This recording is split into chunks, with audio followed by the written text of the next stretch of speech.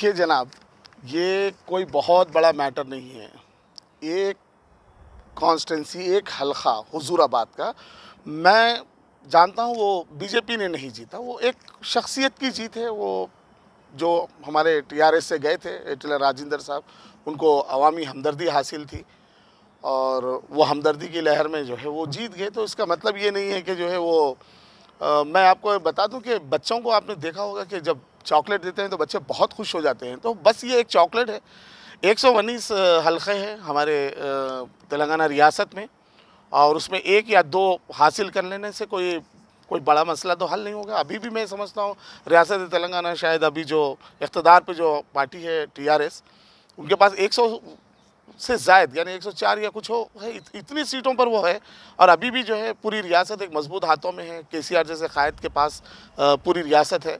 तो एक आध हल्के की जीत कोई जीत नहीं रखती है। एक बात मैं आपको बता दूं कि देखिए, शाहीन, आप जानते हैं ना ईगल, शाहीन जो है, शाहीन की उड़ान में अगर थोड़ी ऊंच नीच हो भी जाए तो कछुओं को, ज़मीन पर रेंगने वाले कछुओं को ये हक़ नहीं है कि उस पर हंसे। क्योंकि तो हमारे जो रियासत के वज़ीर आला है चंद्रशेखर राव साहब, वो सभी जानते हैं, जिसने भी तहरीक में शामिल रहा हो या तहरीक को करीब से देखा हो, वो जानते हैं कि आंध्रा की लॉबी कितनी मजबूत थी, कितनी स्ट्रॉन्ग थी, फाइनेंशियली और पॉलिटिकली और हर तरीके से, यानी तमाम डिपार्टमेंट पे उनकी अजारादारी थी। और सब कुछ होने के बावजूद आपने देखा कि ये केसीआर साहब और हमारे तेलंगाना की आवाम और हमारे कायदीन, हमारे लीडर्स, जितने लोग थे, इन लोगों ने बढ़ के डट के मुकाबला किया। और वो आंध्रा लॉबी जो उनका किला था मजबूत, वो किले को ढेर कर दिया केसीआर साहब ने। सब इस पे सब कुछ बिल्कुल आपकी बात मुनासिब है, लेकिन क्या वजह रही हार की? मैंने अभी आपसे कहा कि एक शख्स जो पिछले 25-30 वर्षों से वहाँ पर जो है लीड कर रहे थे, यानी वहाँ की नुमाइंदगी कर रहे थे, राजेंद्र साहब, तो उनके साथ अवामी हमदर्दी शामिल थी। तो बस उसका नतीजा था। इसके लिए बीजेपी को आप ये नहीं कर सकते बीजेपी ने सीट निकाला है, ये बात मैं नहीं समझता कि लेकिन बीजेपी उनको अपने पास लाने में कामयाब हुई। बीजेपी उनको लाने में कामयाब नहीं हुई। यूसुफ साहब, मैं आपको बता दूं, ये एटल राजेंद्र साहब की मजबूरी थी या हालात ऐसे थे कि उनको वहाँ पर जाना पड़ा। मैं जहाँ तक समझता हूँ, मैं उनको जिस तरह शख्सी तौर पे जानता हूँ, वो उस जहन के नहीं है कि वो एक फ़िरका परस्त पार्टी में जाए। वो उस जहन के आदमी तो थे नहीं। लेकिन बाज़ मरतबा जो है ना चाहते हुए भी जो है आपको टर्न लेना पड़ता है। उसको वो बदलना नहीं कहते, जहाँ मोड़ आती है तो मुड़ना पड़ता है, उसको बदलना नहीं कहते। आपने सुना होगा। तो बस ऐसा ही उनके साथ भी हुआ। वो गए हैं और हमको उम्मीद है कि वो ज़्यादा दिन भी वहाँ रहेंगे नहीं। इब्राहिम साहब, आप क्या मानते हैं कि इसमें माइनॉरिटी के वोट किस हद तक जो है उनके साथ रहे?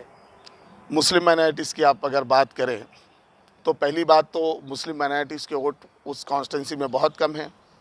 6-6.5 हज़ार वोट है। जो इनरोल जो करे हुए वोट है वो 4,800 चिल्लर, कुछ ऐसे कुछ फिगर्स है उसके। तो बहरहाल हो सकता है कि कुछ वोट उनको गए हों, क्योंकि देखिए, एक सीनियर एमएलए जो पिछले 25-30 साल जो है वहाँ नुमाइंदगी किया हो, तो उसके जो है शख्सी ताल्लुकात बने होते हैं लोगों से। तो हो सकता है कि कुछ वोट उनको गए हो। आखिर में इसी से मुतालिक एक आखिरी सवाल है, केसीआर उसके बाद से हमको ऐसा लगता है कि वो गुस्से में नज़र आ रहे हैं। नहीं, मैं ऐसा नहीं समझता हूँ।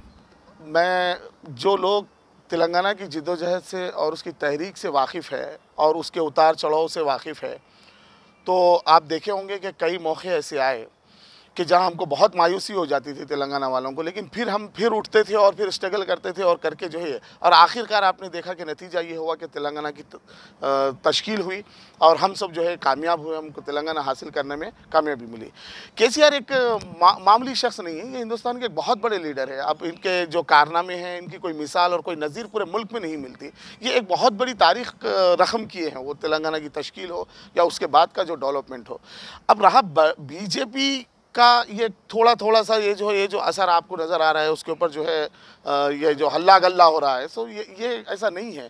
आप देखेंगे आगे चल के कि जो है ऐसी पॉलिसियां बनाई जाएगी या इस तरीके से जो है काम किया जाएगा कि मुझे उम्मीद है, शख्सी तौर पे मुझे उम्मीद है कि ये टीआरएस पार्टी अगर इसी तरह से, यानी जिस तरीके से अब चल रही है डेवलपमेंट के साथ, आवाम के साथ, सारी कौमों और तबक़ात के साथ, तो मैं समझता हूँ ये और आगे भी जाएगी। ये सारी चीज़ें तो चलते रहती है, जमहूरियत। बहरहाल केसीआर कोई मामूली चीज़ नहीं है। हमसे बात करने के लिए बेहद शुक्रिया। बिल्कुल।